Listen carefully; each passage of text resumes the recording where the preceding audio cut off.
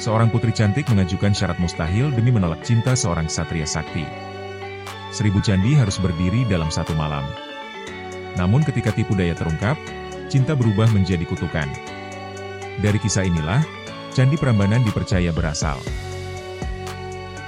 Pada masa lampau, berdiri sebuah kerajaan makmur bernama Prambanan.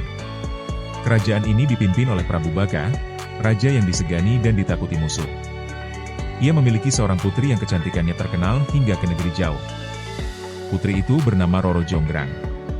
Roro Jonggrang dikenal bukan hanya karena parasnya yang menawan, tetapi juga karena sikapnya yang lembut dan pikirannya yang cerdas.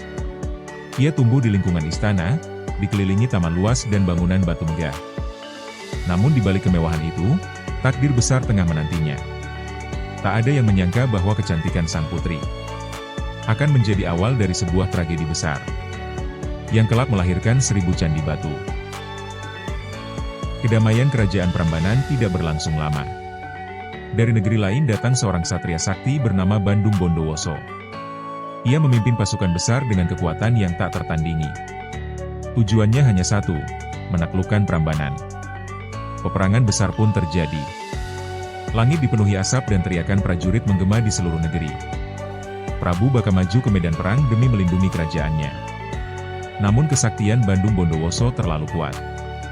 Dalam pertempuran sengit itu, Prabu Baka gugur.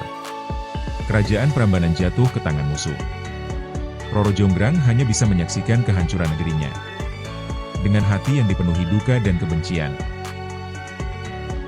Setelah kemenangan itu, Bandung Bondowoso menetap di istana Prambanan. Di tengah kehancuran kerajaan, ia melihat Roro Jonggrang untuk pertama kalinya. Kecantikan sang putri membuat hatinya terguncang. Bandung Bondowoso lalu menyampaikan niatnya. Ia ingin menjadikan Roro Jonggrang sebagai permaisuri. Baginya, pernikahan itu adalah lambang kekuasaan dan kemenangan. Namun bagi Roro Jonggrang, lamaran itu adalah luka yang dalam. Ia menatap wajah pria yang telah merenggut nyawa ayahnya. Hatinya menolak, tetapi pikirannya mencari jalan untuk bertahan. Dengan senyum tipis yang menyembunyikan kebencian, Roro Jonggrang berpura-pura menerima lamaran itu. Dengan satu syarat yang akan ia ajukan.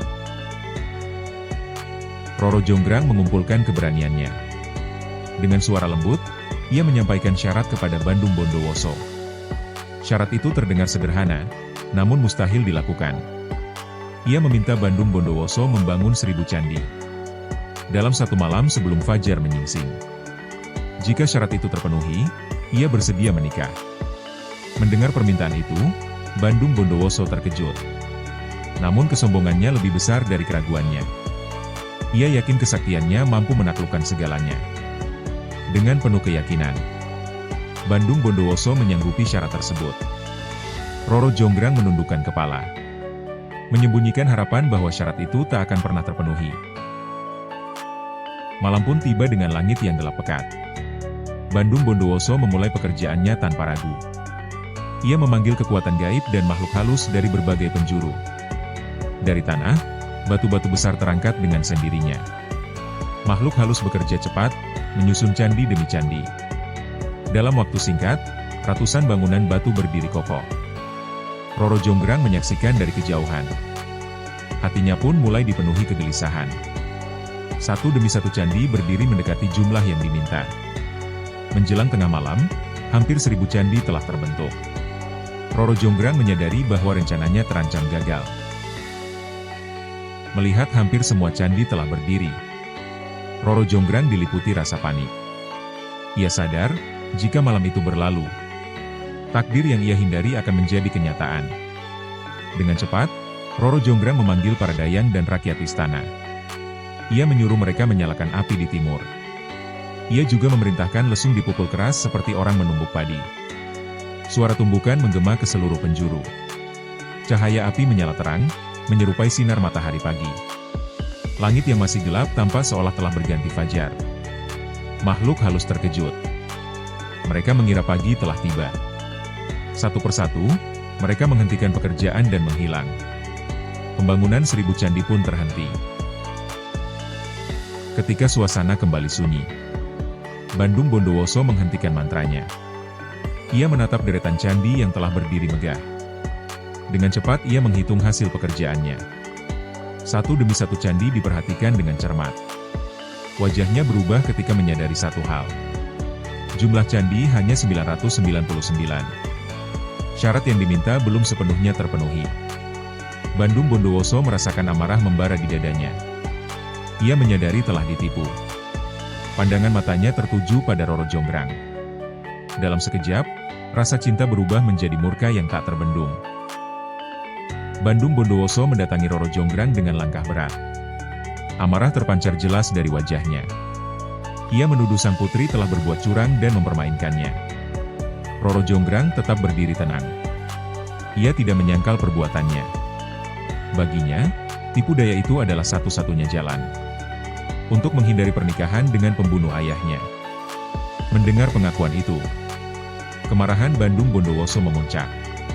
Kesaktian yang dulu digunakan untuk membangun candi, kini berubah menjadi kutukan. Dengan suara menggelegar, Bandung Bondowoso mengucapkan kutukannya. Ia bersumpah menjadikan Roro Jonggrang sebagai candi batu untuk melengkapi yang kurang satu. Kutukan itu seketika bekerja. Tubuh Roro Jonggrang terasa kaku dan berat. Ia tidak mampu bergerak sedikit pun. Perlahan, kulitnya berubah menjadi batu. Napasnya terhenti bersama detik yang berlalu. Wajah cantiknya membeku dalam keheningan abadi. Bandung Bondowoso menyaksikan perubahan itu tanpa belas kasihan. Dalam sekejap, seorang putri hidup berubah menjadi arca batu yang kokoh. Arca itu berdiri di dalam sebuah candi. Menjadi candi ke-1000 yang selama ini kurang. Keindahan Roro Jonggrang kini terperangkap selamanya dalam batu. Sejak peristiwa itu, 1000 candi berdiri megah di tanah Prambanan. Rakyat percaya, arca batu di salah satu candi adalah jelmaan Roro Jonggrang. Candi-candi itu menjadi saksi bisu atas kisah cinta yang berubah menjadi dendam, kesaktian, tipu daya, dan kutukan menyatu dalam batu yang tak lagi bernyawa. Hingga kini, Candi Prambanan tetap berdiri kokoh, mengabadikan legenda tentang seorang putri cantik yang lebih memilih menjadi batu daripada menyerahkan hatinya pada musuh. Legenda Roro Jonggrang pun hidup selamanya dalam keheningan candi-candi batu Prambanan. Jika kamu menyukai kisah-kisah seperti ini, jangan lupa untuk like video ini, subscribe, dan tekan tombol notifikasi agar tidak ketinggalan cerita legenda berikutnya. Terima kasih telah menonton, dan sampai jumpa di petualangan legenda selanjutnya.